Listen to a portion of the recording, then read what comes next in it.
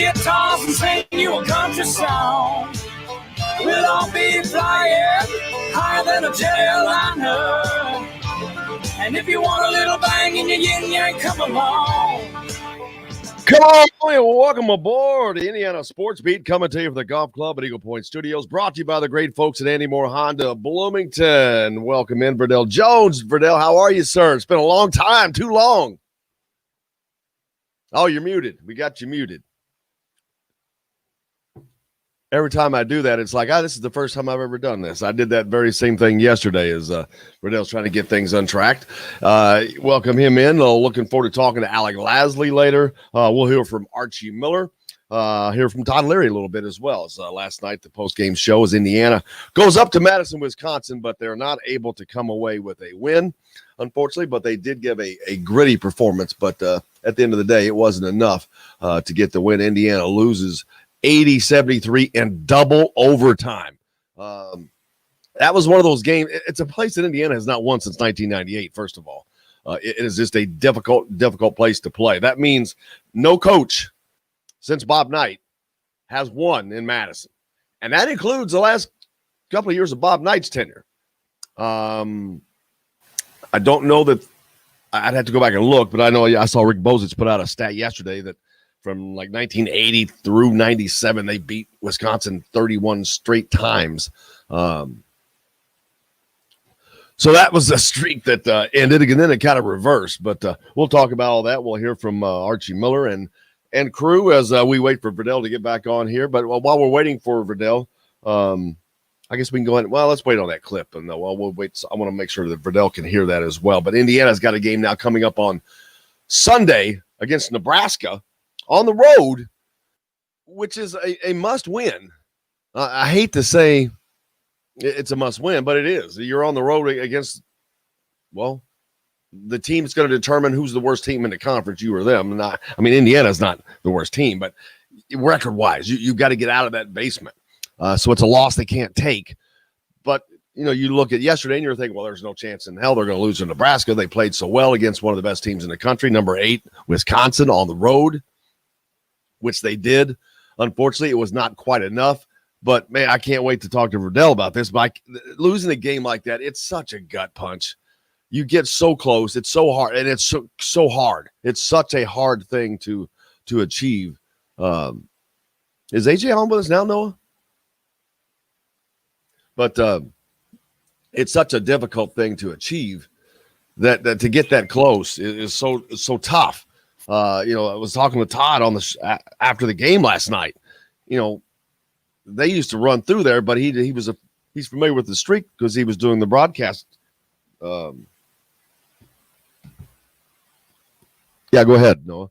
He was talking about the difficulty now has become and how that has changed around since he was playing. But and we remember that even there was a streak that Indiana just didn't beat Wisconsin, period, whether it was home or on the road. For such a long time. But, man, you hate to see them. They battled so much. There was a lot of great performances last night. And most notably, of course, Trace Jackson-Davis had statistically the biggest night, as he usually does. But we're going to talk about the breakout night for Anthony Leal.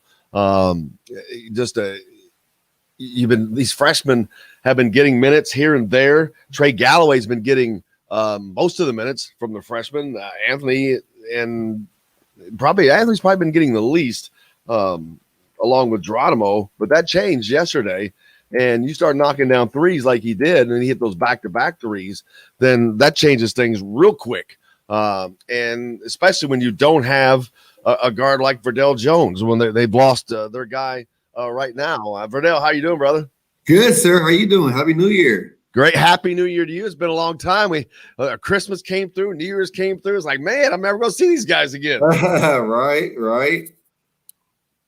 But it's been a tough time. We had the bowl game on the Outback Bowl. We'll talk about that later. But last night I was talking about Indiana going to Wisconsin. As you know, tough place to play. Indiana hasn't won there since 98. But, man, they took the Badgers to 2 overtimes. The bad thing is they had so many opportunities that were squandered that you just have to, if you're gonna beat a team like that in a place like that, you have to take advantage of almost every opportunity that comes along. You do, man. West Madison is a tough place to always play, no matter who's the coach or who's playing at the time. They're just a tough team and a tough environment. I got to watch the game yesterday, and you're right. You just when you go on a road in the Big Ten against a top 10 team like that, you have to capitalize on the chances you have. I thought there's a lot of chances to win the game, to close out the game. It's one of those games that, over the next couple of days, you're just going to replay over and over again. There's certain things you could have done just to pull it out, man. But it was, I was super, super happy with the way the guys battled. I thought, Trace Jackson played a phenomenal game, just being aggressive, setting a tone. And to me, I thought the senior guards really stepped up at the end, made some really big plays. I think Trice for Wisconsin has made some bigger ones. Well, and we got to talk about Anthony Leal. He's definitely had a breakout game. He hit some back-to-back threes and then hits another later. He just looked confident, which is kind of funny because he hasn't been getting the minutes. He's probably been getting the least amount of minutes, but man, when he got his opportunity, he made the most of it, and that's what you have to do. You have to be ready when your name is called, and he was. I thought he came out, played a lot of energy on both ends of the floor. Everyone wants to say, we need these guys to come in and score, but defense will keep you in the game. And I thought yesterday and really the last few games, IU's defense has been phenomenal and has really kept them in the game and given them a shot. Absolutely. And the next man stepped up mentality when you lose an Armand Franklin who had been their guy. And that's always scary when somebody's kind of on a heater, and he had been. He's been averaging 18 points over his last 5 games. He's been on fire. And when you lose a guy like that, you wonder, is somebody going to step up? And, man, you don't expect it from a freshman, but he was one of the guys that did that. That has got to be just a jolt of confidence. But talking to Todd Leary last night on the postgame show, he talked about how this could be a great impetus for the other freshmen to give them confidence. I agree. I think confidence is key. And I think for this year especially, without having that summer and having an off season for a lot of these freshmen, I think that they have to find that inspiration during the season, which is unfortunate. I think guys like Chris Lander and guys like that, they missed out on the benefits of having a full off season, a full summer just to get ready. I think the speed of the game, the strength of the game, especially in the Big Ten, is a huge factor that many people don't understand. Once you get out there and you're with those big 6'9", 6'8", big guys setting those ball screens, and those guards are coming downhill, everything is a little bit faster. And you really don't get the opportunity to experience that if you don't have an off season or a summer to play against some of those older guys, So, I think the guys are starting to get it, the freshmen especially, but it's going to take a process. Man, we got all kinds of stuff coming up, Verdell. We got a national championship football game. We got some more basketball. Indiana now they've got a game on Sunday at Nebraska that becomes a must-win game. Oh, yeah. They had to bounce back now. Those like I said, those games against Wisconsin and stuff like that, those are tough losses. And, unfortunately, you have to have a short memory in the Big Ten. You lost a tough one yesterday, but if you continue to dread on that and focus on that, you'll lose the next game too, and they can start piling up. And that's definitely not what you want in the Big Ten. No, definitely not, especially in this league, because another thing that Todd pointed out was the schedule after Nebraska. It just becomes ridiculously stupid difficult. It doesn't matter home, away. It's almost like you're just playing neutral games now. You don't even have home or away games. It's almost irrelevant because the environment's pretty the same, other than your comfortability maybe with being at a home game. But it's nuts. And the schedule they have. How about Michigan? Michigan just had they're kicking everybody's butt. Oh yeah, they're playing well right now. Like I said, with the Big Ten, it's loaded. It really is. I mean, I don't think there's any doubt in anyone's mind that it's probably the best. It is the best conference in the college this year. And every night is just another juggernaut. And that's what I'm saying. We can't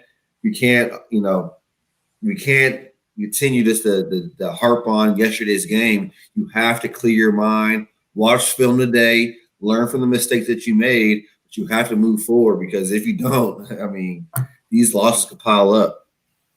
I think AJ's with us as well. AJ Guyton, if you're on there, AJ, how you doing, buddy? I'm good. Where's my video? Merry Christmas, Happy New Year, and all of that good stuff to you. What's up? Happy New Year, AJ.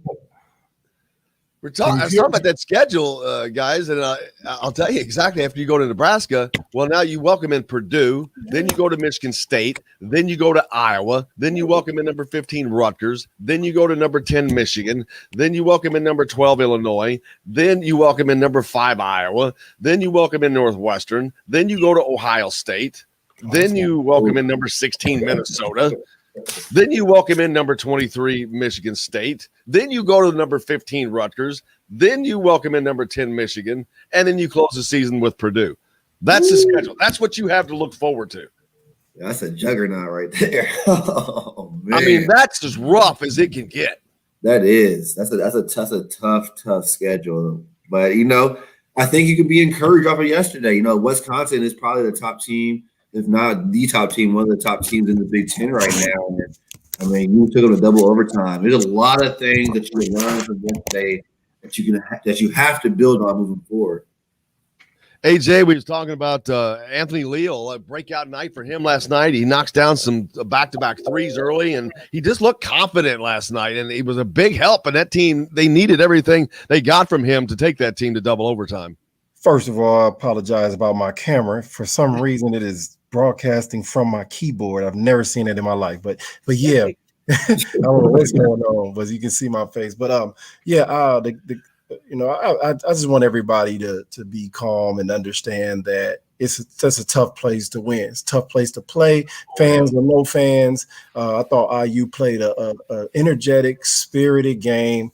I thought it was a game that was conducive to their style of play, IU style of play. So it made it a really, really good game. And it's some hit or misses here. It's some easy shots missed, some open shots missed, but I saw a lot of positives with guys like Anthony Leal getting in, throwing in some threes and seeing that ball go in the net.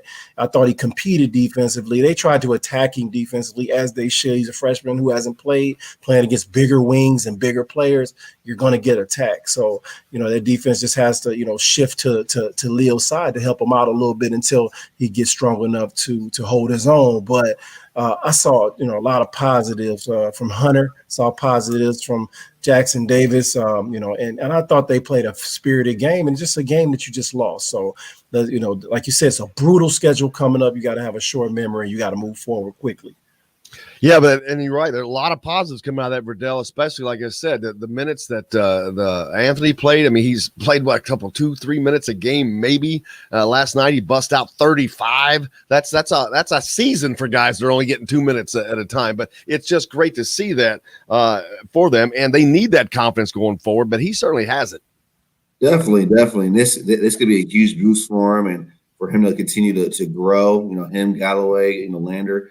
These are all just learning games to continue to grow that confidence. But I think we have to guys like Burnham and Tennessee and those senior guards continue to set the tone. I made a tweet the other day saying that those two guys, to me, are the engine of the team. Now, they might not be the most scorers or the highest assist guys, but when they're rolling, the rest of the team just feeds off that, and it makes everything so much easier. We're going to take a quick break, and when we come back, AJ's got a great, well, of course he does. They're all great, but another great podcast to put on that he's got on there. We're going to talk to him. The Shot, Keith Smart. You're listening to Indiana Sports Beat, coming to you from the Golf Club at Eagle Point Studios, presented by the great folks at Andy Moore Honda Bloomington. 0% sales event. Check them out. We'll be back with more right after this.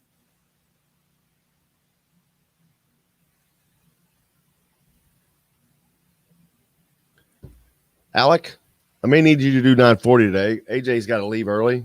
I forgot to tell you that. Is that all right? Yep. Cool. That's Thank you, fine. sir. Switch it. Perfect. I think, my camera issues are fixed. Yeah, I know. Look at you, got the best looking view of the place now. Yeah, man. What was going on? I didn't know a camera was in that position. I didn't either. That's kind of scary. It's on the bottom. It's on the keyboard part of a laptop in the bottom left corner. So imagine that. I've never seen that before. Well, the fact, and nobody knows that. I didn't know that. You didn't know that. I just turned it on like I regularly do. I click it, and then I couldn't see. All I saw was gray. I couldn't see. Dude, I'm telling you, you don't know how many times I open my phone and I see something and I'm looking. I'm like, I was just talking about that yesterday, man. Yeah, right. All the time. They're listening all the time.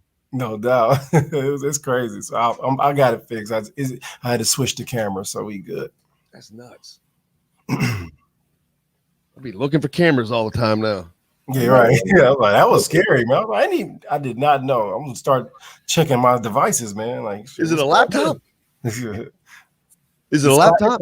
It's an HP laptop. I've been using it for 2 years. That's how long it's been on the keyboard. Man, it's on. If you can imagine your laptop and look. I'm gonna go get my laptops when we get off here and start looking at them. I promise. I'm looking right now. Make sure it's like I saw it. I was like, I put my finger on it. I was like, oh, that's a camera. Oh no! Like, I'm having to take the app out. I don't know what that and take that camera out. That's crazy. What's good, Verdell? How you doing, brother? Good, sir. How you doing? Happy New Year. Good. Thanks, man. Appreciate you too. Good. Cool, man. How's the baby? She good. She's good. She's getting bigger. I was up there with her just a minute ago trying to help out. So she's getting big and healthy. So getting any sleep yet or no? It's getting better. Yeah, getting there. It ain't there yet. She's up to 4 hours now. So I mean that's like right now that's like a power nap. So right. She healthy, man. That's all that matters. That's a blessing, man. Light out the way. Hold on a second. Right. Products and services. Switching to Banterra is easy. Stop by our locations to learn more. Member FDIC, Equal Housing Lender. The college and pro football seasons bring friends together. The Leroy's Tavern is the place to watch all the games every week with the NFL Sunday Ticket while enjoying $1 Busch Light drafts every Sunday, Monday, and Thursday. Leroy's Tavern also features a $6 daily lunch special from 10:30 a.m. to 1 p.m. Monday through Friday, featuring a sandwich, fries, or onion rings, or a 7-inch pizza and a non-alcoholic drink for just $6. Be part of the karaoke fun every Friday and Saturday night. Leroy's Tavern, a West Side tradition for 50 years at 2659 Mount Vernon.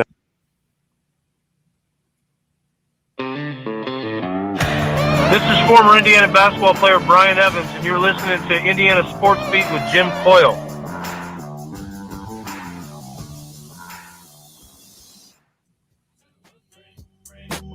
Guess who's back? Guess who's back? Guess who's back? Guess who's back? Guess who's back? Guess who's back?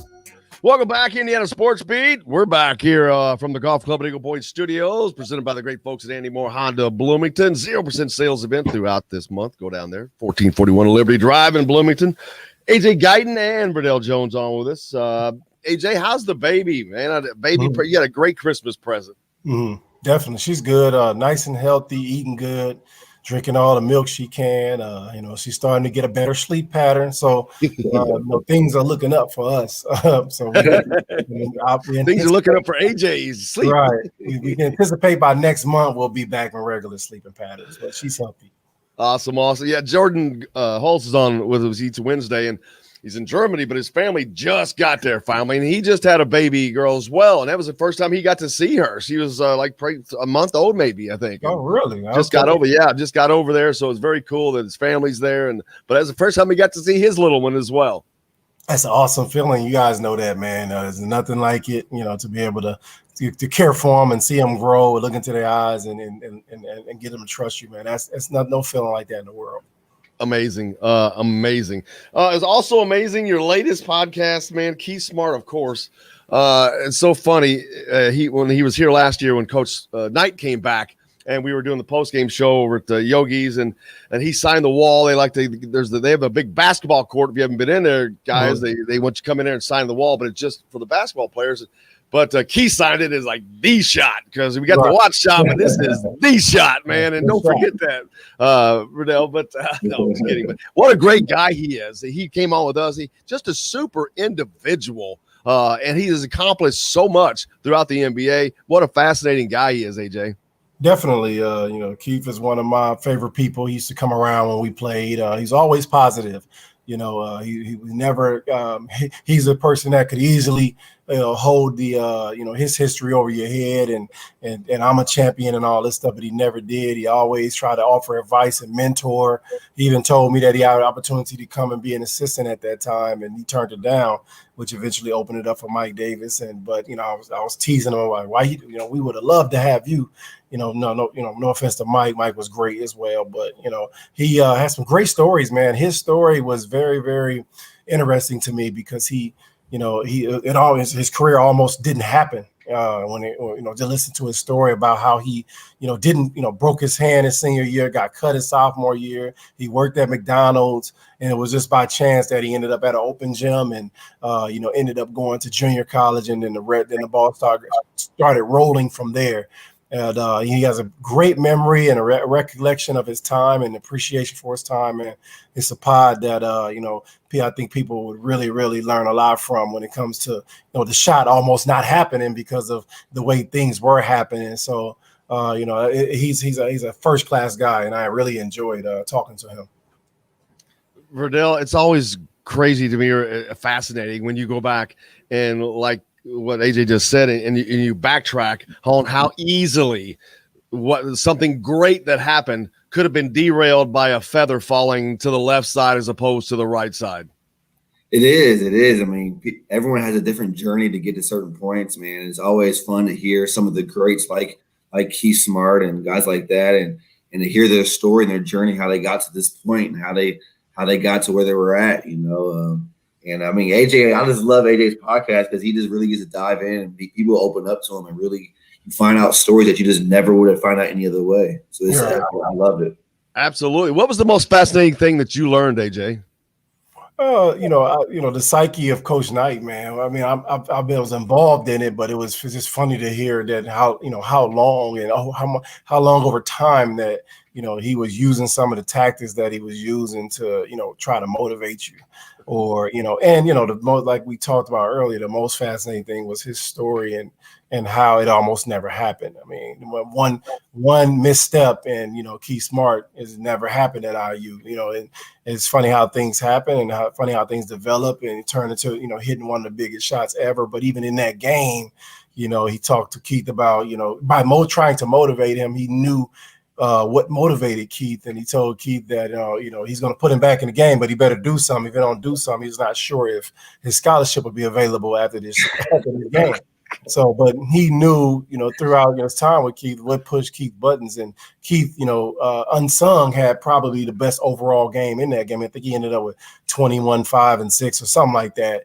And he had the best overall game. Offer hit 7 threes and in that game. But Keith's play, Keith's play down the stretch is what solidified that win. And capped off with the shot. So it's a lot of jewels in that pod from Keith in his memory about his experience at IU. Big players do big things at big times, man, and he definitely did. But that was just, for some of it's just funny too. And you talk about the tactics, because it doesn't matter who I'm talking to on here. If they played for Coach Knight, it doesn't matter. It is the same, and it is so funny now. I know it wasn't funny then, but it's funny now that to be that smart. It's like, wow, I couldn't be that patient to be like that. I don't have the patience to do that. Some of the stuff that he was able to do. The crazy thing about Coach Knight, and from my experience, is that he was the most relaxed and the most patient in the biggest games. You know what I mean? His explosions usually came in games that weren't, as high stakes as that. So, and I noticed that. So, I've watched that game and I saw that moment where he was talking to Keith but it's all about understanding your players and understanding what motivates them. It's not always screaming and hollering.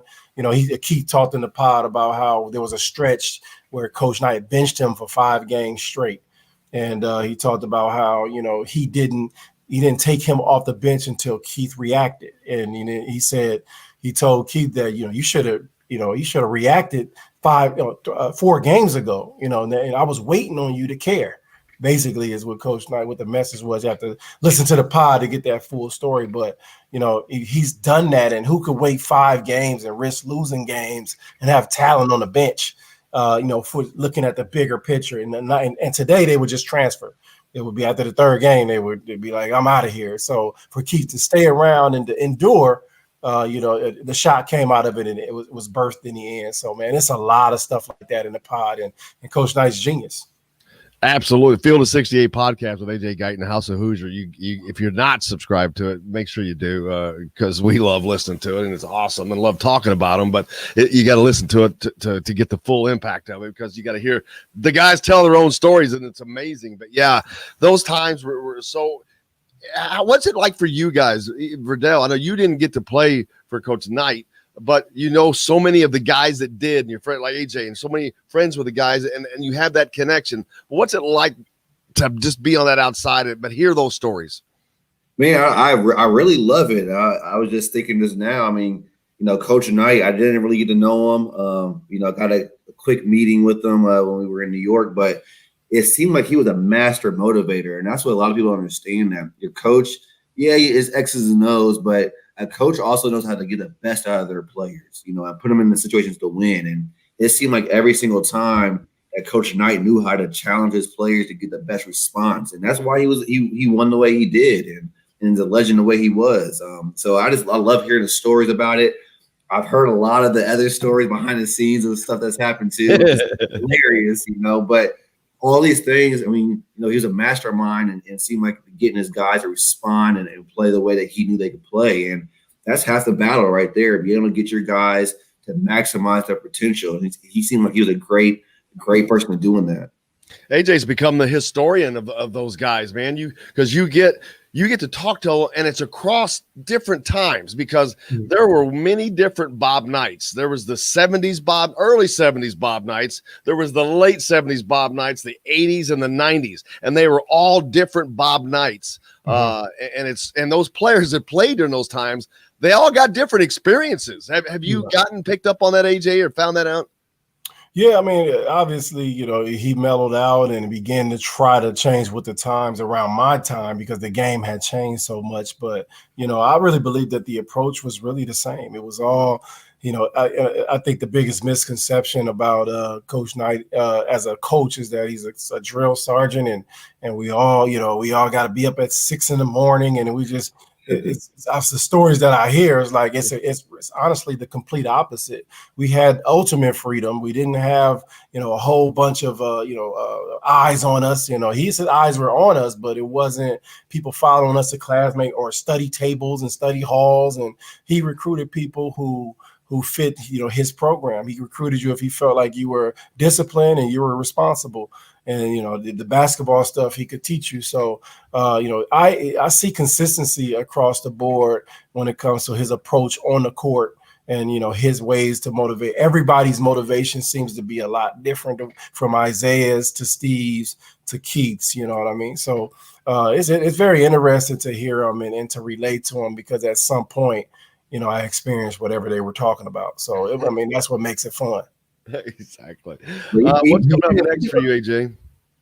What'd you say? What's coming up next for you? Actually, I got a pod with Jay Edwards coming up next. So, man, he is the most elusive guy. Yeah, the guy you've heard. I've tried to get him on myself, but you hear nothing from him, and it's like I am so looking forward to that. Yeah, Jay is a different cat, man, and you have to pin him down. It's almost like it seemed. And this was my first time really sitting down and talking to him. I met him before, but he seems extremely hyperactive and he wants to move around. So, with the help of a couple former teammates, I tracked him down and put the pressure on him, and he ended up, jumping on the pod. And obviously his story is very good. I mean, Jay, in my opinion, is one of the top 5 to 7 players ever play at IU. Even though he only played for 2 years. So his talent was immense and his story is incredible. So, and I hope, people listen to that pod and really, really get to know the Jay Edwards, the new Jay Edwards. He really wants to be attached to IU basketball. I got that sense, and he's deserved to be attached to IU basketball and get the love that he deserves from the people. Well, tell him after yours comes out, tell him that he needs to come on with us. Then we'll get him on there. So I bet I love him. Is he? I've long considered Jay Edwards the most clutch shooter in the history of Indiana basketball. Clutch coming out, when clutch shot, There's been a lot of guys. There's a lot of names, and I know there's so many people, and people can disagree. But if I need one shot at the end of the game, I want it in Jay Edwards' hands. There's to me, in my opinion, no offense to present company. No. In my opinion, there's only one prettier jump shot than mine, and and Keith Smart is only the best better pull up jump shot than I ever had, and Jay Edwards is that guy when it comes to just playing the game with ease, man. And the game is, and that's I told him that on the podcast. It's like I think people enjoyed watching us play because we made the game look easy. In our minds, the game was going extremely slow. You know what I mean? And we were moving slow, but it seemed like we were beating everybody. We were getting by and getting to our spots and getting where we need to get and getting the shots and making the plays that we need to make. And I agree with you. I think he's the most clutch basketball player, from IU that I've ever seen on film. Obviously I wasn't born in 76. I didn't get to see much of Isaiah playing games at IU, but my recollection begins in 89, 90 when Jay Edwards was there. So, I agree with you, man. He's one of my top 10 players ever at IU. Regardless. And I told him that we love him and we want him to show his face a lot more around and really, really get the love that he deserves from IU faithful. Verdell, I know it was a different 3-point line, and he was only here 2 years, but I think he averaged 48% behind the 3-point line for those 2 years that he shot that. He also holds the freshman record I think he still holds the freshman record for 3-point percentage. He's got 53% his freshman year. He's just lethal. You didn't get to Verdell, and I know that was at a time where maybe you weren't familiar with. I don't know how familiar you were with Indiana basketball at that time because it's in the 80s there, and so you're over in Illinois and probably have other things on your mind. But are you familiar with the guys like Jay Edwards in Indiana? I am. I've heard of his name multiple times from other guys, other alumni. Haven't really got a chance to see him play, but I've heard very similar stories, like AJ saying about this kind of talent he was, and I just love continue to find out about more and more Hoosiers that came along. Like I said, I grew up in Illinois, so I grew up as an Illinois basketball fan, kind of anti-IU almost. I kind of fell in love late, so. I love just hearing more and finding out more about the rich history of IU. And AJ, that's the thing about what you're doing with this.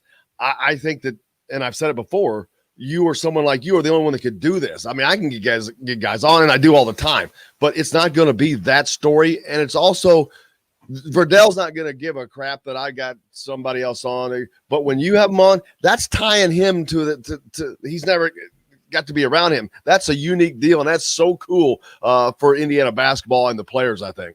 Sure. Hey, man, look, I saw something yesterday where someone said the last time IU beat Wisconsin in Madison, there was only one player on IU's team who was born, and that's Joe. So I was like, damn, we old. But I really do this podcast for the guys like Verdell, for the guys like Vic, the guys like Yogi, so they can be reintroduced to why the Hoosier fan base is so passionate and so faithful to help them understand what type of basketball those guys were playing to make our fan base so I won't say critical, but they are critical, because they've seen basketball at the highest level, and most of those guys like Verdell, they guys weren't born when these guys were playing. So I want these stories to come out so we can all eventually get an understanding of one another, and we can all be as one as an alumni base. That's really the basis of me doing this podcast, and just keep educating the base about these guys, and even educating those older guys about the younger guys. Some of the older guys, don't pay attention to Indiana basketball, through their own business endeavors and living their own lives. So it's an opportunity for, because I talked to Keith and he really follow it. Try to ask him about the new team. He didn't really follow it. So it was like, all right, you start following, man. This is an introduction to it. It's a lot of guys who came after you that were really good too. So, bringing that all together, man, and re-educating everybody and making it all fresh in everyone's mind.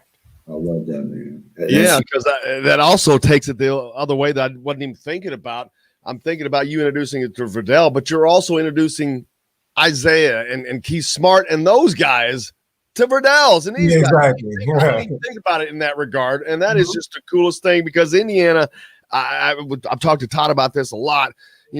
They just don't seem to have that the Bob Knight thing kind of fractured the fraternity, I guess, and it's coming together. And what you're doing is really, really, I think, helping it move along much faster. Definitely, that's the purpose, man. Just to continue to bring it together, bring it all together in a full circle, man. That's what it's all about. Well, man, you do a great job. I can't thank you enough for joining us to talk about it each week. It's awesome. And he has got, it's not the best, maybe the best one yet because I haven't heard it yet, but it is the most fabulous because he's got the elusive Jay Edwards. He's like trying to catch the Bigfoot out there. He don't know if he exists anymore. It's a mythical creature. Yeah. AJ's not mythical, and we thank him so much for joining us. AJ, man, Merry Christmas, Happy New Year. Glad your baby's doing well. We appreciate you a ton. All right, thank you, man. Thank you for having me, man. Peace. Talk to you later. Later, AJ. All right, Joe. Peace. Yeah, Verdell Jones, Jim Coyle. We've got more coming up here on Indiana Sports Beat. Alec Lasley is going to join us next. We'll talk more about Indiana's loss last night and their game coming up with Nebraska on Sunday. Listen to Indiana Sports Beat coming to you from the Golf Club at Eagle Point Studios. Presented by the great folks at Andy Moore Honda Bloomington. 0% sales event going on right now. Get out there and check it out. We're back with more right after this.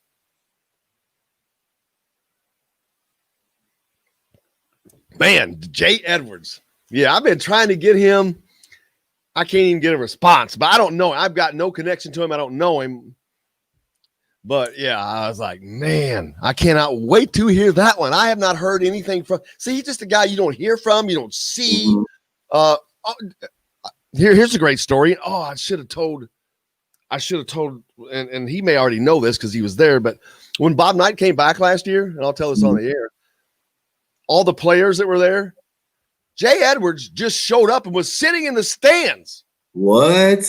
They had to go up and get him and pull him in and say, dude, what are you doing? Get in here. I swear, Todd told me. Todd Leary told me that. Wow. He was in the freaking stands. He was going to be there, but he was in the stands. I'm so upset. I was supposed to be there that same weekend, and I had a business endeavor that took a little bit longer, and that is the one thing I regret. I regret that I could not have been there for that event. And I didn't know Coach Knight was going to be there. I had no idea he was going to be there, but I wish I'd have went so bad. Oh man, I do too. That would have been awesome. Man, it was weird. I mean, it's because we still got fans, so you got the buzz. I know it's happening. We know ESPN has changed everything. We got Dick Vitale in now. He doesn't do travel to IU anymore, but so we knew it was happening. All the players were there because Todd was telling they had jackets made up for all the players. So this thing was set and going, boy. But it was still, when he came out, it was wild. It was a wild deal. I bet it was. But I love what AJ's doing. That's part of the healing process, bringing those older guys and younger guys together, man. I think you're right. The alumni is not. Who's going to put together the TBT team, man? I'm tired of banging on this drum. Somebody's got that. We got to have an Indiana TBT team. Come on. Through the personal service of a community bank combined with big bank products that you expect, I'm Dane Chandler, Banking Center Manager with Banterra. And with our bank, you get the best of both worlds. Our easy-to-use mobile app includes conveniences like mobile check deposit. We offer competitive CD and money market rates, smart mortgage options, and unmatched business products and services. Switching to Banterra is easy. Stop by our locations to learn more. Member FDIC, Equal Housing Lender. The college and pro football seasons bring friends together, and Leroy's Tavern is a place to watch all the games every week with the NFL Sunday Ticket while enjoying $1 Busch Light drafts every Sunday, Monday, and Thursday.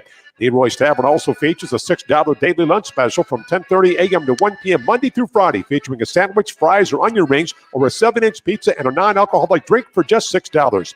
Be part of the karaoke fun every Friday and Saturday night. Leroy's Tavern, a West Side tradition for 50 years at 2659 Mount Vernon. Alec, what's Stewart's first name? I forgot. Parker. Hey, this is Jordan Halls, former Indiana Hoosier. Keep up with Indiana sports on Indiana Sports Beat. Today's guest is brought to you by Reynolds Family Dentistry of Sellersburg. You need $1 million smile for those championship photos, and that's exactly what you'll get with Reynolds Family Dentistry. She lives for me, says she lives for motivation. Welcome back, Indiana Sports Beat. Coming to you from the Golf Club Eagle Point Studios on this Friday, brought to you by the great folks at Andy Moore Honda of Bloomington. 0% sales have been going on there. Verdell Jones with us as always. Alec Lasley joining us from thehoosier.com. Alec, how are you, sir? Good, guys. How you doing? Can I complain?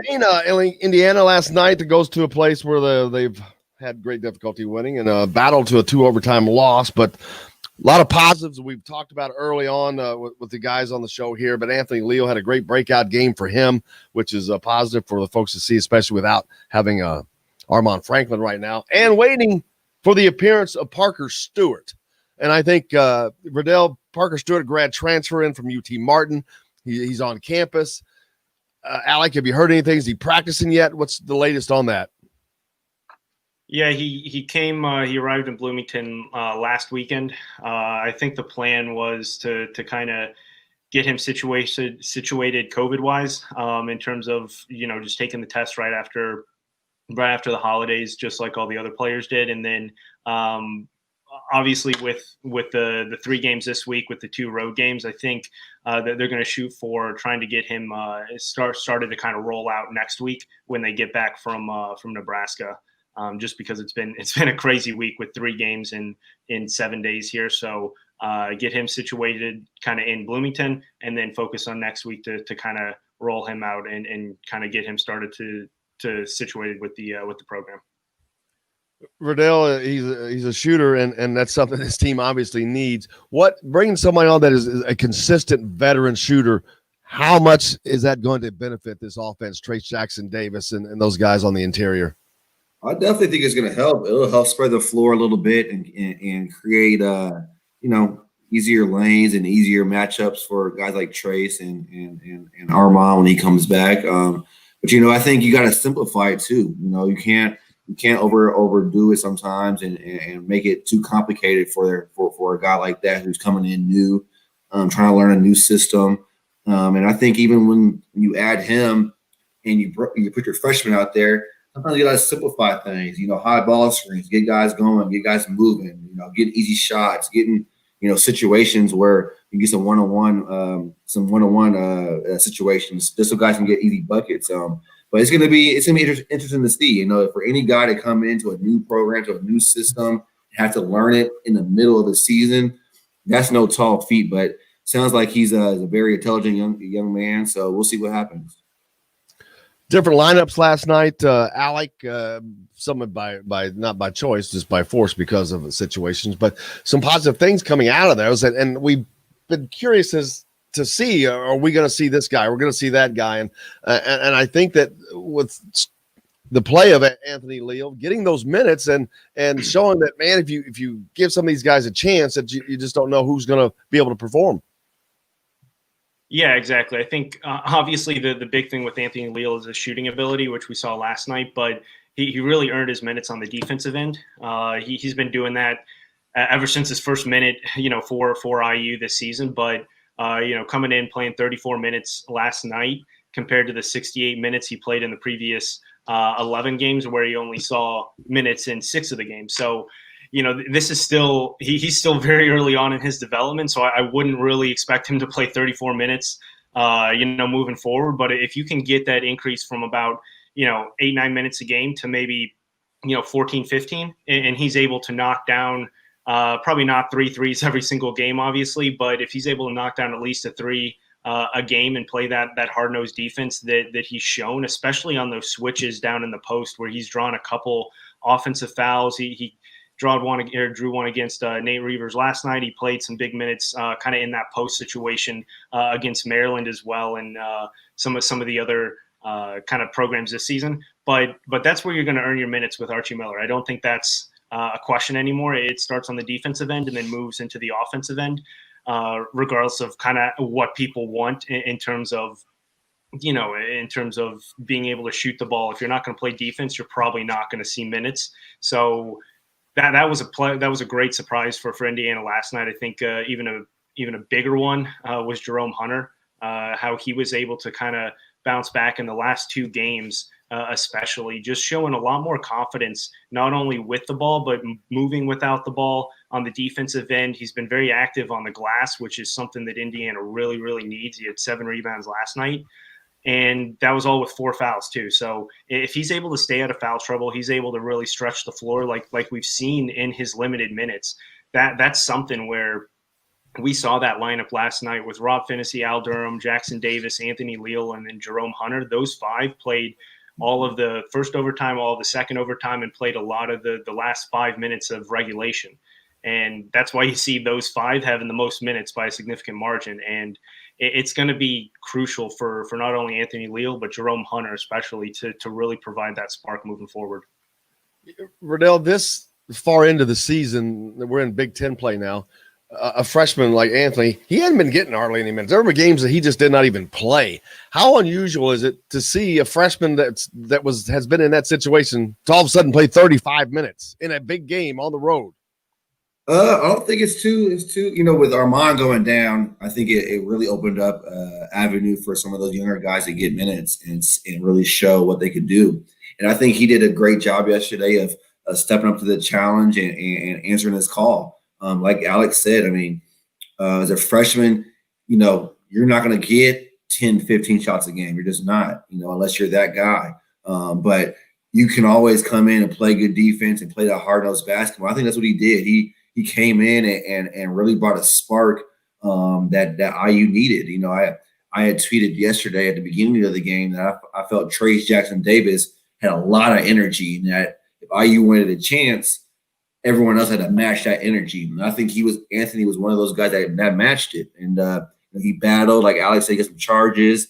Wasn't afraid to put his nose in there and get roughed up a little bit. And that's what you need. You need that guy that's going to do the dirty work for you and make some exciting things happen. And he did that. And I think everyone else kind of followed suit. I agree. Jerome Hunter was huge yesterday. I think it's a big game for him to build off on. And like I said, those senior guards, man, Al Durham and Finney, I continue to say, they are the engine. When they're rolling and they're playing with energy and playing well, making plays happen, the rest of the team follows.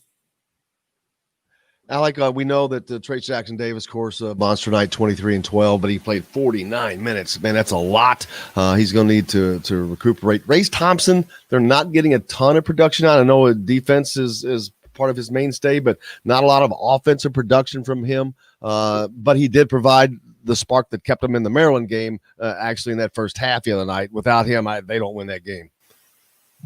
Yeah, absolutely. And I think even going back to the Providence game where he had, I think it was 22 and 11, 22 and 12. That early on in the season, I think that kind of set the bar a little bit too high for kind of what his production is going to be game in and game out. And let's be honest, if IU's going to rely on Race Thompson averaging 20 and 10 a game or even 15 and 10, 16 and 10 a game, then they're going to have more problems because Race Thompson's not that guy to get you 15, 20 a game. He's a guy who's going to be around 10 points, 8 rebounds a game, but it's what he does that kind of doesn't show up in the box score, playing that hard-nosed defense, getting that maybe 2 or 3 of those rebounds are rebound tip-outs that give IU an extra possession, or it's off of a free throw where he gets an offensive rebound and putback or something that really you don't see in the box score. But it's those critical plays and those winning plays that unfortunately IU just hasn't had enough of. We saw it against Florida State, and last night was kind of the same thing where IU plays great for a long period of time, and then when it comes down to those crucial, 1 or 2 possessions, IU had a chance to win the game at the end of regulation, had a chance to win the game at the end of the first overtime, and especially going up against that veteran of a team in Wisconsin, you're not going to get 3-4 chances to win the game. You're just not, and you don't get that against like a Nebraska or a Northwestern. You just don't get that many chances, especially in high major Division I college basketball. So IU needs to make those winning plays, but I think what Verdell said about those guards, those veteran guards, is something that is really starting to kind of turn the corner. Seeing Rob Finney have all 10 of his points in the second half, he really provided a spark after halftime for IU. And I think one underrated part of last night was he had 6 assists and only 2 turnovers. And he's been someone who has really not found his role on this team yet. We've seen him kind of be a starter, not really contribute much, then go to the bench, have a couple good outings there, but it's been kind of hit or miss on really the production that he provides. And I think last night you really saw his ability to get into the lane, penetrate into the lane, find some open looks for, an Al Durham who hit a couple big shots, and Anthony Leal or Jerome Hunter especially, who kind of hit those open shots. It was all started by Rob Phinissee's penetration. And I think now without Armaan Franklin, I think you're going to see a much more confident and a much more just focused Rob Phinisee in terms of what he knows out of his role. So this Armaan Franklin injury could be a blessing in disguise moving forward, just if you're able to find a very, very good role for Rob Phinisee. Verdell, that's actually a great point, because I was looking at Rob Phinisee. You get 10 points out of him. How critical is it to get some? You don't need 20 points from Rob Phinisee, but getting those points, it's critical. It's just like keeping a defense honest in football. You can't run the ball. You got to throw the ball or vice versa, and he does that. That's exactly what him scoring does. Absolutely. And like I said, when he's aggressive, he makes things happen. He's a strong guard. He's a quick guard who can get into that lane and just attract the defense. And like Alex said, I mean, he had some great passes to some guys yesterday who had big shots. And once you get Armaan back, if you can get Rob to continue to play like that, have Al continue to hit big threes and stay aggressive, I mean, you have the recipe to have a good season. But it all starts with that point guard spot. Whether it's Rob, whether it's Chris, I still believe that he can have a big impact on the game. He has to have a little bit more confidence. And yeah, like I said, I tweeted something yesterday, and I hope people didn't take offense of it. But, sometimes you have, for younger guards, to get that confidence going. The best way to get that confidence going is to get to the free throw line.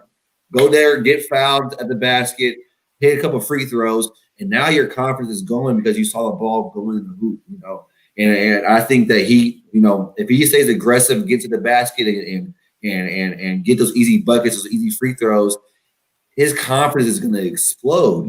Just because I think, when he plays that pick and roll with Trace Jackson Davis, he makes a lot of good reads. He makes a lot of good passes to Trace. He makes a lot of good, slashes to the middle and to the basket. He just has to be confident to finish the play off. Trey Galloway is he played 12 minutes. He's a kid that he's played pretty solidly all year. Hasn't really had that breakout game yet, offensively or productive wise, but he's found his way. He's facilitating. He looks comfortable out there. They do need him to start to score, I think, a little bit more to get more comfortable in that role. But his comfortability has been fine. The other two freshmen, Christian Lander and Jordan Geronimo, played 6 and 4 minutes last night. Christian Lander, of course, is still trying to find his way. He put up 3 shots and didn't get anything to fall, but he's confident. He looks like he's still confident, but just getting a couple minutes at a time, how tough is that to maintain that confidence, Verdell? It's real tough, especially with a freshman who's trying to find his groove.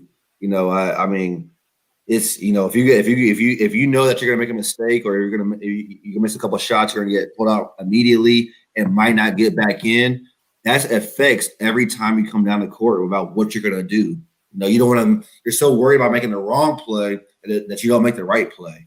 And I think that for a freshman who's talented like that, you have to give him a little bit of an extra leash. But I will say, like, if you shoot 3 air balls in a row, you're going to get pulled out. I don't care who you are. I don't care if you're a freshman or a senior.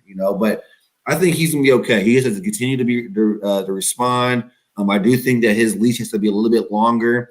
Like I said, a talent like that who's trying to figure out his way, you gotta let him play through some mistakes. He might shoot a bad shot here and there, but he also might give you 2-3 quick assists. So let him develop a little bit, but also being able to put him in situations to really succeed. When you have a guard like that, sometimes a good pick and roll at the top of the key is all he needs just to get a play going. So it's unfortunate that he didn't have the preseason that most freshmen need to make that jump. I think in his case, especially when he decided to forego his senior year to become a freshman at IU, he needed that offseason to play against those older guys.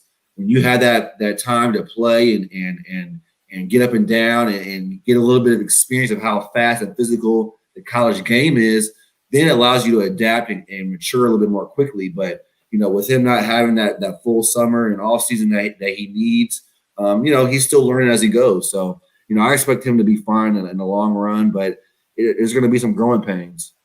Alec, the Hoosiers travel on to Nebraska on Sunday for as I've said now, is an absolute must-win for them as they take on the last place team in the conference. Confidence probably, I don't know, it should probably be fine after last night. It was a tough loss, but they battled one of the top teams in the country. But now you go to a place where you just absolutely have to win. You have to have your own energy, and you've got to be ready to play. Yeah, I think that's a big one, definitely having your own energy. I mean, 3 games in a week is tough enough, but when you play a double overtime game against one of the best teams in the country that not only makes you work physically but also mentally, I think it's going to be more so a game where they need to be a lot sharper mentally than they do physically, just because it's so easy when you're playing a team a lot lower of a skill level than you, just to fall into their traps and fall down to their level than it is to continue to play at your level. And especially coming off of a game where you see Rob Finney play 48 minutes and then Al Durham and Trace Jackson Davis play basically 50 minutes. I mean, that's a lot in a very physical, mentally draining game. So I think this is definitely a very easy trap game for IU, because right after that, you go back home and you play Purdue. And then right after that, you go into probably the toughest stretch, I think, in the Big Ten. You have Michigan State, you have Illinois, you have Northwestern at the end of it, you have Michigan, Rutgers, you have Iowa. I mean, there's no easy game after this. And IU needs this pretty much to kind of get them set up for this very difficult stretch.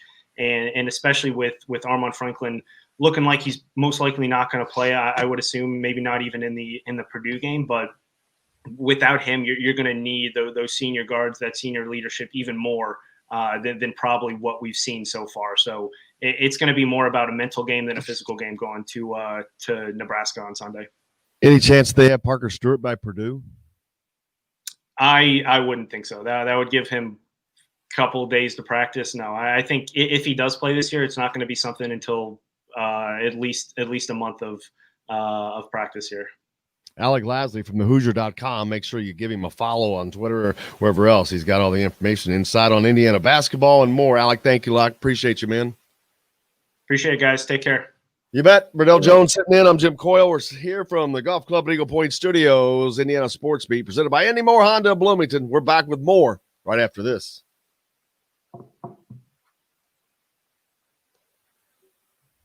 What you got going on this weekend, Verdell? Honeydew list growing? How's that foot?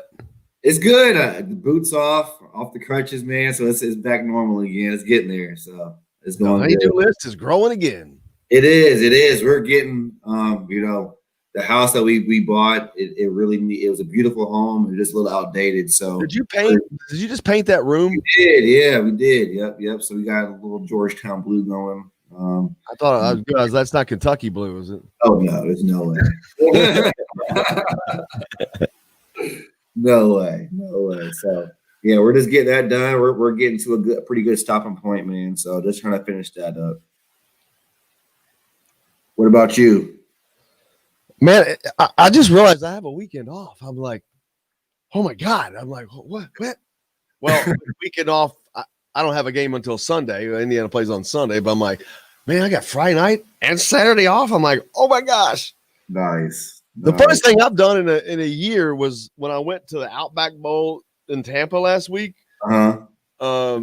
See, I got in on Friday night, so not a lot, boom, you get up the next day, the game's at 12:30, so that preparation starts way early, goes till late, and so then Saturday, by the time Saturday night roll around, I just got away. I went to a cigar bar by myself. I'm sitting at a cigar bar, and I know people on YouTube but having a drink, smoking a cigar at a bar, talking to people. And that was the funnest thing I did. I just talked to, this couple was here. I talked to them for a while, and they left, and some girl sat down. And I talked to her, and then these two brothers came in, and they sat down. I mean, they're literally brothers. They're Ramon and Eddie. And I ended up talking to them forever, and we ended up going out together. It was just fun it is. It was just Last fun time to do last something. time you did that. It felt normal. It's like, gosh, Right? normal again. I missed that, man. I can't wait to things open back up. It's getting better here in Illinois, so they're talking about opening stuff back up next week. But wow, man, I just there. And with our bank, you get the best of both worlds. Our easy-to-use mobile app includes conveniences like mobile check deposit. We offer competitive CD and money market rates, smart mortgage options, and unmatched business products and services. Switching to Banterra is easy. Stop by our locations to learn more. Member FDIC, Equal Housing Lender. The college and pro football seasons bring friends together, and Leroy's Tavern is a place to watch all the games every week with the NFL Sunday Ticket while enjoying $1 Busch Light drafts every Sunday, Monday, and Thursday. Leroy's Tavern also features a $6 daily lunch special from 10:30 a.m. to 1 p.m. Monday through Friday, featuring a sandwich, fries, or onion rings, or a 7-inch pizza and a non-alcoholic drink for just $6. Be part of the karaoke fun every Friday and Saturday night. Leroy's Tavern, a West Side tradition for 50 years at 2659 Mount Vernon. This is former Indiana basketball player Brian Evans, and you're listening to Indiana Sports Beat with Jim Coyle.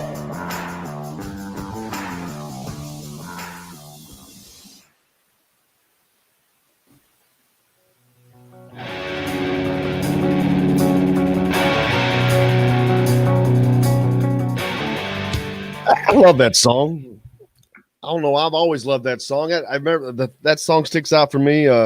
That was the last song played on the last episode of the Dave Letterman show. That was his request. I don't know why I remember that, because I think I watched that episode so many times. But yeah, it was his favorite song. That was the last one they played. Welcome back, Indiana Sports Beat, coming to you, of course, from the Golf Club at Eagle Point Studios here on this Friday. Verdell Jones is here as always. Is brought to you by Andy Moore Honda Bloomington. 0% sales event going on out there. Get yourself a Honda. You're going to need it for the weekend. The weather's been good. It's going to stay good, Verdell. It's going to let us watch some sports. We got a national championship coming up. All kinds of fun stuff to watch. Who's your pick in the national championship? I picked Ohio State to beat Clemson. I thought the ACC was just a joke all year, and I'm like, Ohio State to beat them. But who's your pick? The national? I think it's going to be a good game. I do too. I think it's going to be. I think it's going to be a real good game. I was, as much as the controversy behind Ohio State, man, they came out and proved that they belonged to be in that championship game. They put a thumping on Clemson, and their offense looks good, but their defense looks phenomenal. And so that's what I'm interested to see how that defense could match up against Alabama. But I think I'm gonna go with the Big Ten. I'm gonna go with Fields and Coach Day, and I think Ohio State could pull it out. I do. I was going to ask something earlier. What's it like being, because there's several of you guys. AJ was just on. You could have asked him too, but Isaiah Thomas, Eric Anderson when he was still with us. What's it like being an IU guy, and not just an IU guy, but it's the funny thing is all y'all are like good players. What's it like being an IU guy in another state, in an Illinois? Because I know it's fun to be a part of all the things that you're a fan of. The fraternity that it is what it is. Not being where you live, how different is that? What's that like?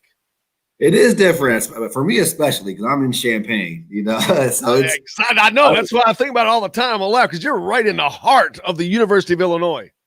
In my house, I legit. If you look across the street, you see the University of Illinois sign. So I am right on campus, pretty much. But my family. Hello, everybody.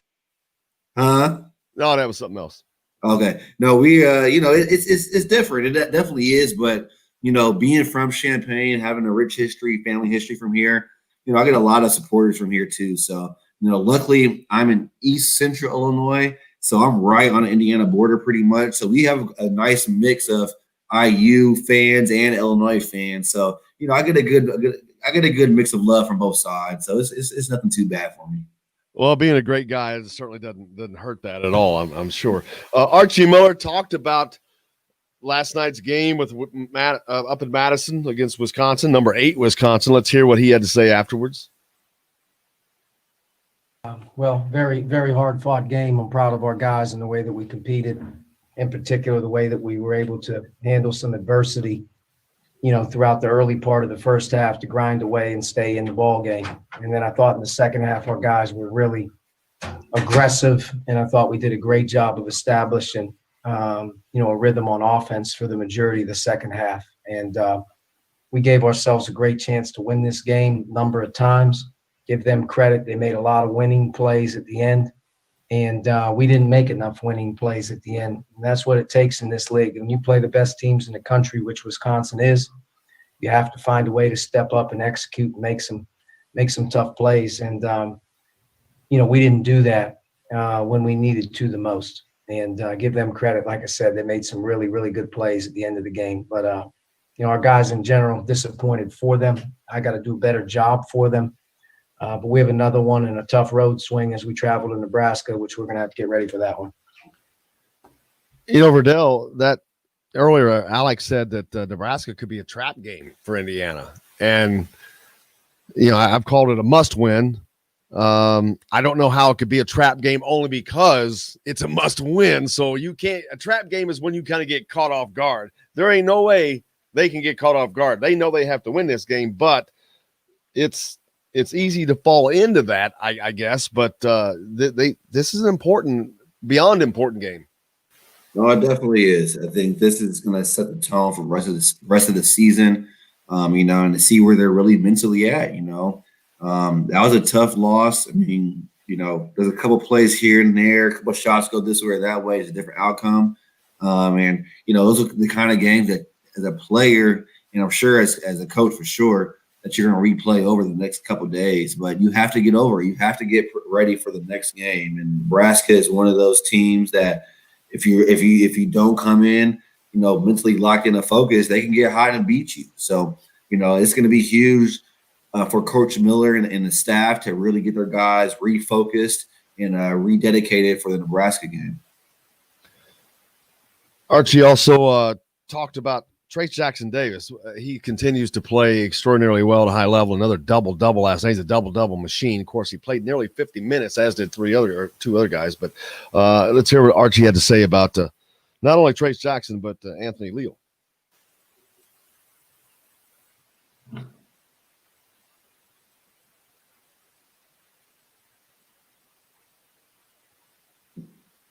Or maybe not.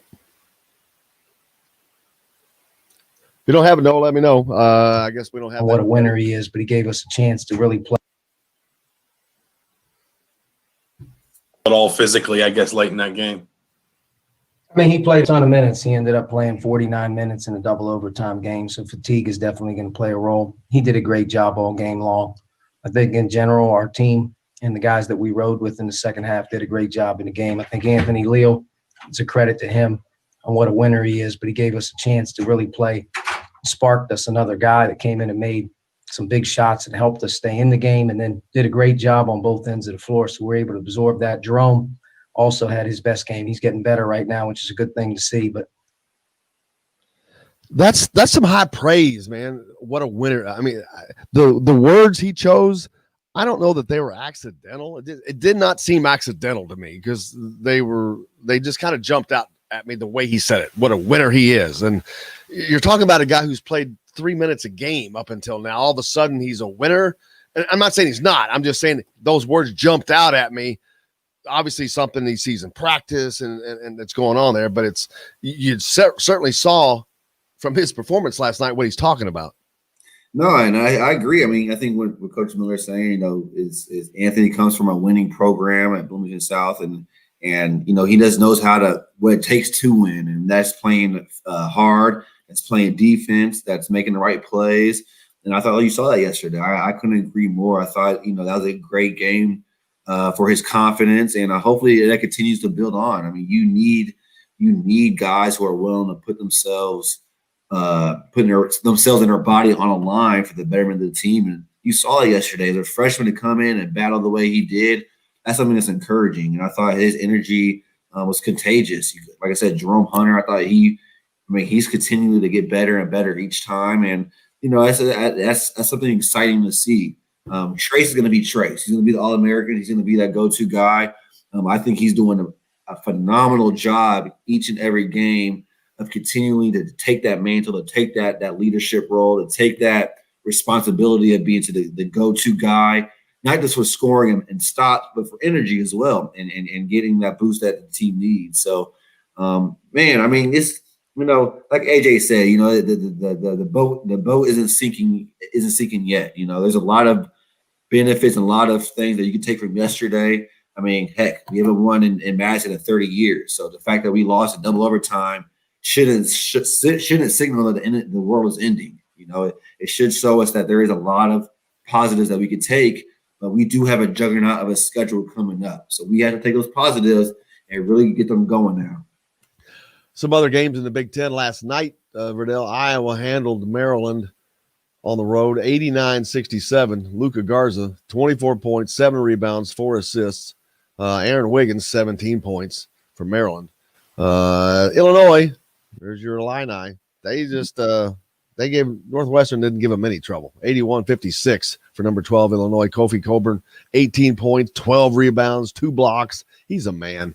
That dude he looks like a man. He plays like a man. To me, his biggest challenge is always going to be being able to keep the motor running all the time. Mm-hmm. I think he's still young. He's still learning. He's still developing. But like you said, he's a man. He's a sophomore who's a footer, who's built like a action figure. And he's just, I think he's each and every day he's getting better. And I think if he continues to grow, he can be a dominant force in the Big Ten for the next couple of years. Tonight, the Boilermakers travel to East Lansing, taking on Sparty. Todd does not think the Michigan State will make the tournament.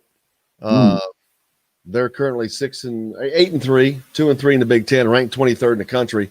And he says that because of just the same with Indiana, looking at the schedule.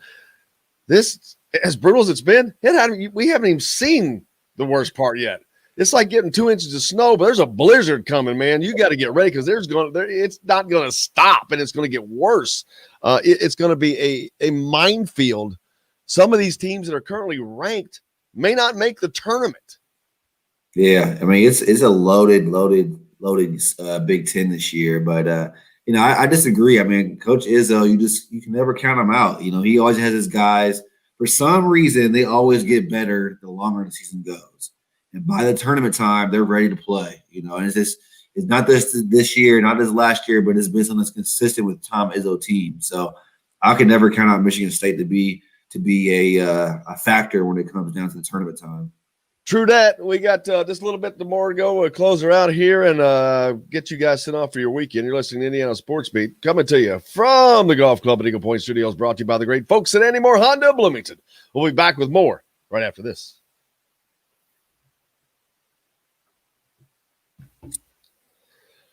Man, I don't even know what I'm going to do when I get done. I may just do nothing. That's nice too. You gotta have some rest, man. Gotta have some balance. Yeah, but after going to Tampa, I don't want to rest anymore, man. Oh, I already know. That probably pleased you too much. It was like being in prison and getting that 1 hour a day out of solitude. That's what it felt like. No, man, I feel you on that. It's just, man. I was talking about yesterday. I just miss going to a movie theater or going to a restaurant, and I just miss hanging out with people. You know what I mean? It's not the same. It's not the same. I hate going to sporting events now. Yeah. No, I'm serious. Like going to I'm like, I don't want to go to the game. I'm like, I'd rather just go. I'll just go to Yogi's and do the post game show. I don't even want to go to the game. There's no energy. It's, and I know I'm not there for the energy. It's not my job, but I miss it. I'm an energy junkie. I miss it. It adds to the environment. You know what I mean? It does. Like to me, I love Chicago. To me, summer. I've traveled the world. Summertime Chicago is one of my favorite places in the world. I bet. Busy, bumping. No people out and about when the bars aren't open, the restaurants aren't open, when the pier isn't flowing. It's not the same. It's that's if I haven't learned anything from COVID, the one thing I have learned is that people make everything go. It makes the experience more fun. It makes the games more exciting. It just makes everything much better. I miss it, man. Hopefully the next couple of months, once this vaccine and stuff gets rolling, that things can go back to a little bit normal. The NCAA tournament is at Indiana. Service of a community bank combined with big bank products that you expect. I'm Dane Chandler, banking center manager with Banterra, and with our bank, you get the best of both worlds. Our easy-to-use mobile app includes conveniences like mobile check deposit. We offer competitive CD and money market rates, smart mortgage options, and unmatched business products and services. Switching to Banterra is easy. Stop by our locations to learn more. Member FDIC, Equal Housing Lender. The college and pro football seasons bring friends together, and Leroy's Tavern is a place to watch all the games every week with the NFL Sunday Ticket while enjoying $1 Busch Light drafts every Sunday, Monday, and Thursday. Leroy's Tavern also features a $6 daily lunch special from 10:30 a.m. to 1 p.m. Monday through Friday, featuring a sandwich, fries, or onion rings, or a 7-inch pizza and a non-alcoholic drink for just $6. Be part of the karaoke fun every Friday and Saturday night. Leroy's Tavern, a West Side tradition for 50 years at 2659 Mount Vernon.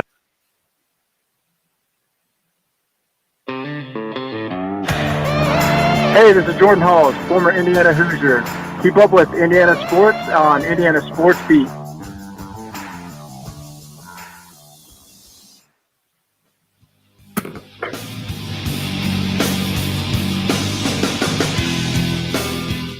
Welcome back, Indiana Sports Beat, coming to you, of course, from the Golf Club at Eagle Point Studios on this Friday. Verdell Jones sitting in. We're brought to you by the great folks at Andy Moore Honda of Bloomington.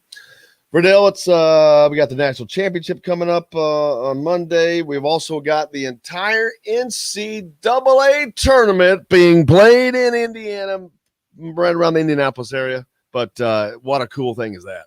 Man, that's super, super, super dope. I'm excited for the state of Indiana. I mean, I just wish that they had fans. That's my biggest thing. They had fans, and you could really get to see what basketball means to the Hoosiers, the state of Indiana, because every game would have been sold out. There'd probably been lines out the door trying to get in. That's because that's how much basketball means to the state of Indiana. I promise you that the guys are hoping, because you're going to get drawn into one of, I think, 4 areas. You either play at Assembly Hall, at Mackey, the Farmers Coliseum up on the fairgrounds, or at Hinkle Fieldhouse. But everybody wants to play at Hinkle, baby. How can you not beg to get to want to play at Hinkle? Did you ever get to play there? We didn't. We never got a chance to play. We always played Butler at either at IU or at Conseco. So we never got a chance to play at Hinkle, but I know it's a legendary place for sure. Jordan was on with us Monday, and he got to play in high school. Of course, growing up in Bloomington, but he got to play over there in high school. But the history, and then I had Angelo Pizzo on earlier this week. Angelo Pizzo wrote Hoosiers, and I asked him about that scene in there where they put Ollie on the shoulders and they measure it's 10 feet and all that stuff.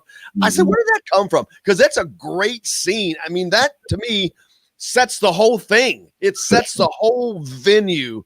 Is that? And I'm like, wow, he had heard that story that really happened. And so I thought it'd be cool. I'm like, hell yeah, it was cool. It said it, man. But that's just a cool scene. But that really happened, apparently. Now, the history of Indiana basketball, people just understand it. Unless you're there, unless you get to experience it firsthand, you'll just never really know. But I think the tournament being hosted there, like I said, I hope they do it again. I mean, I think that's a great idea to have a tournament like that. Maybe I know it's gonna be hard for fans to travel and stuff like that for certain teams, but to have it at a rich basketball place like the state of Indiana, the atmosphere won't be any better than what it could be at IU. Tons of basketball this weekend. I think Purdue plays today. Did I already say that? And Ohio State at Rutgers tomorrow in the Big Ten, plus tons of other games outside of the Big Ten. But looking to see if there's any other Big Ten games. Michigan at Penn State. Michigan, man, how about Michigan? They're 10-0, 5-0 in the Big Ten. This is the year where I would have probably bet a lot of money that the Big Ten champion is going to have at least 5 losses, because maybe 6. I don't know. Michigan's all of a sudden steamrolling through the toughest league in the history of the toughest leagues.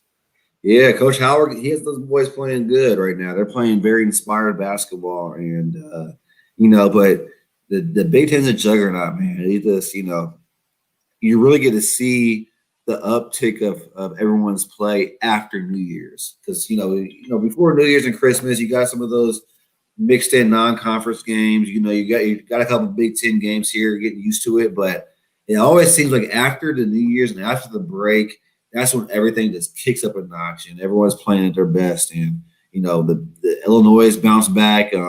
Michigan's rolling. I mean, Michigan State's, they're getting there. Wisconsin's hot still. So the Big Ten is just, man, I don't think it's been this good in a long time. So every day you gotta put on your hard hat and be ready to work.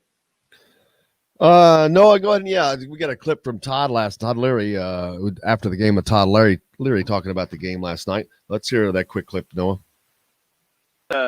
That's as gritty a performance as I can remember this team having in several years. And when they got down early in the first half, you just thought, oh, this is exactly what we kind of expected and predicted. But, this was the kind of performance other guys stepped up. It was great to see.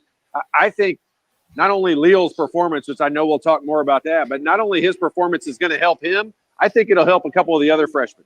I know Galloway's played a lot, but he's not really had breakout games or anything. I think knocking some shots down today is going to help Christian Lander and Geronimo as well. That was Todd Leary talking about the breakout night for Anthony Leal, helping the other freshmen, Verdell. Yeah, I think it's success sometimes is contagious, and I think seeing a fellow freshman guy get in there when his name was called and get those kind of minutes that he got yesterday and play the way that he played, it's going to encourage other guys to do the same thing. And like I said, I don't think Anthony would have played the way he did on an offensive end if he didn't play the way he did on a defensive end. The way that he came in and attacked and communicated and just played a hard-nosed basketball, it translated to the opposite end. And so for guys like Galloway and Lander and people like that to come in when their time is called, that should be a testament that it starts on a defensive end. Don't come in right away thinking that your shot is going to be what's going to be the main factor. It always starts on the defensive end. If you get some stops, if you make some big plays on defense, it's going to always push your offense forward. And that's something that I didn't learn until late in the game. But I think yesterday was a huge building block for those freshmen to build on. Absolutely, and they'll get more opportunities. Nebraska, that's probably should be an opportunity for them. Hopefully that turns out to be that way, because if it's not, then you've got other issues. But Nebraska should be an opportunity to do that, to further the development, because we've already talked about the schedule buckling down immediately afterwards. So this is a good game where I think that this has to happen now for them to step forward, because it gets a lot more difficult for them to do so afterwards. It does, and it's very rare that you get another game like Nebraska to kind of let some of your young guys develop. I'm not sure what Armand's going to be, if he's going to be back for Nebraska or not. But if he's not, it's another opportunity for Galloway and Lander and Leal and those guys to get more minutes and improve themselves. And this could be very beneficial for the Hoosiers moving forward. We still have a lot of season left, and I think it'd be one thing if we were just getting blew out. Then okay, we're not there yet. But we're losing, games in double overtime or a couple of mistakes here and there that decides the outcome. And those are things that you can really build on and clean up and move forward with. And with Armand out, this is going to allow those freshmen to get meaningful minutes. Not end of the game minutes, not little spot minutes, but meaningful minutes to really grow and learn. Well, and what got the big weekend coming up for you? You got the boot off. You had the ladder accident. It's been over a month now, but so you got that off now. The honeydew list is probably back to growing, and I'm sure she's grateful to have you back to doing that. Oh yeah, she's super excited to get me back working, man. You can see we painted the office in here, and we've got a couple more places we're painting and getting done. We're finishing the bathroom up, so. We've been doing a whole renovation project on a new house, and it's been a process. And she's super excited to have me back flowing again. So I'll be working all weekend. Well, that does not sound like fun. I think I'm gonna try to not work as much for one weekend. It's one of the rare weekends where you don't have a ton of stuff to do. We don't have a game until Friday, but there's plenty of stuff to watch and always, and I'm looking forward to doing that and just maybe relaxing. The weather's going to be decent, so we've got a new year. We've got it. Let's hopefully we can get the COVID to calm down, get the vaccines. Indiana's going to do it by age. I'm like, gosh, I got a ways to wait still. I'm like, come on, man, I'm ready. Because somebody was asking me, Verdell, I'll ask you if you're going to take it. I don't care if you answer or not, but somebody asked me, I'm like, hell yeah, I'll take mine. I'll take yours and anybody else's you want to give to me. I will take it today, right now. I'll do it on TV, whatever. I don't care. No, for sure. I mean, I'm just ready for things to get back to normal. I'd rather, wait and let people who need it first take it, people like my grandmother and people like that who are a little bit more of a high risk. Let's make sure that they're taken care of first. And then, when it's my time, if I need it, I'll take it too. So, I'm just ready for things to get back to normal. I'm ready for some fans in the stands. I'm ready to go have a burger at my favorite restaurants here. I'm just ready for things to kind of go back to how they used to be a little bit. Well, when you get over to Bloomington, we'll get you a good burger down there at Yogi's and get you taken care of there. So look forward to that. But cannot thank you enough as always, man. We appreciate you. Look forward to doing it again next week. I hope you have a great weekend and don't have to work too hard. Just relax and have a Verdell weekend. Thanks a lot to AJ Guyton. I'm so looking forward to his podcast coming up with Jay Edwards, but go listen to the one with Keith Smart now because they're all great. And we appreciate AJ as well, as always. Also, Alec Lasley, we appreciate him as well. I hope you guys have a great and wonderful weekend. Go out and do something nice for somebody. Wear your mask. And until Monday, for Verdell, I'm Jim Coyle. I will see you on the radio.